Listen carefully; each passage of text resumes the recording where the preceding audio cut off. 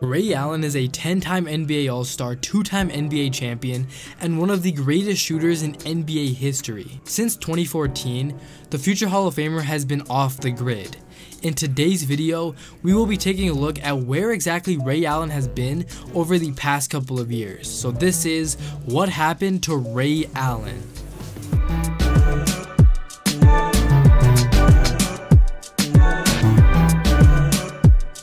Now, if you haven't subscribed, make sure you hit that sub button to stay up to date with the NBA videos.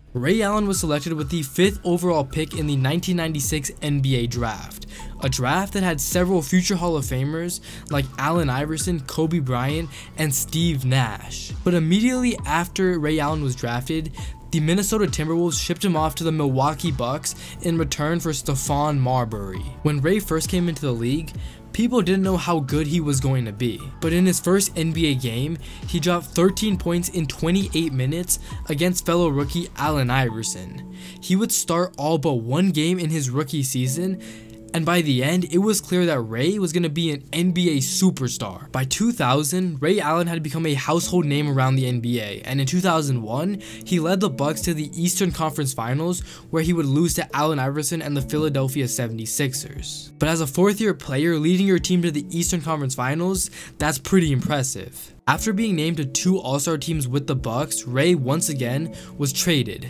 this time to the Seattle Supersonics. Once Ray arrived in Seattle, he was about to enter some of the best years of his career. Ray would make the All-Star team every single year he was in Seattle, and in 2005, Ray re-signed for a 5-year, $80 million deal, which at the time was one of the biggest contracts in the NBA. But it was clear that Ray wanted to win, and that brings me to June 28th, 2007, where Ray Allen was traded to the Boston Celtics in exchange for Delonte West, Wally Szczerbiak, and the 5th overall pick in the draft, which happened to be Jeff Green. A couple days later, the Celtics also acquired Kevin Garnett and thus formed the Big Three in Boston. Even though Ray's numbers would decline as soon as he arrived in Boston, he would still make the All-Star team his first 2 years with the Celtics, and as you know, he would go on to win an NBA title in 2008 with Paul Pierce, Kevin Garnett, and that really good Boston team. But after 2008, Ray Allen's career really went downhill. After some down seasons in Boston, Ray rejected a 2-year, $12 million offer from the Boston Celtics for obvious reasons and signed with the defending champion Miami Heat. And Miami, who had just won the 2012 NBA championship versus the Oklahoma City Thunder, was the best place for the future Hall of Famer to go, to play with LeBron James, Chris Bosh, and Dwayne Wade. Ray had a memorable tenure in Miami, and in 2013, he hit one of the biggest shots in NBA history. Rebound Bosh, back out to Allen, his three-pointer, bang! Tie game with 5 seconds remaining!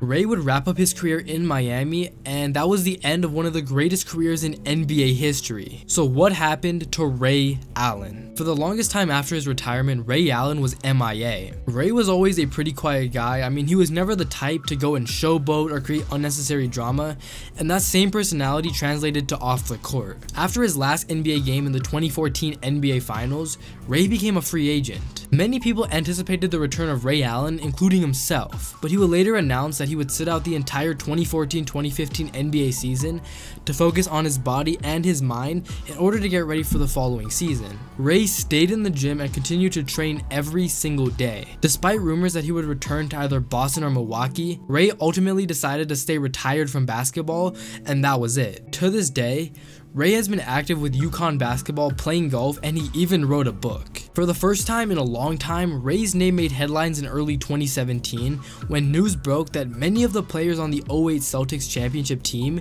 had beef with Ray Allen. On a segment of Area 21, Paul Pierce said that a sour breakup took place when Allen left Boston to play with LeBron, D. Wade, and the Miami Heat squad who had just won a title. Pierce said, "I don't have no beef with none of my teammates. I was just hurt on how it went down. We hung out all the time, and then, when it was time for free agency, and to each his own, I thought we formed a brotherhood here in Boston. That's what I was hurt about, when Ray didn't at least give us a heads up about it." Kevin Garnett said, "People don't understand that this is real life for us. The situation with Ray is very sensitive. I think when we all talked about doing this reunion tour, we was talking about guys that we consider loyal, part of this group. The Boston players were just upset that Ray Allen decided to chase rings elsewhere, especially to a team that they had been bitter rivals with for years and years and years. The Celtics and LeBron James always went at each other, and for Ray Allen to join LeBron, many of the Celtics just weren't fans of that. Ray made a decision that made him happy, and he ended up winning a championship, and that's all that really matters. When Paul Pierce's jersey was retired, Ray Allen was busy golfing the day of the ceremony.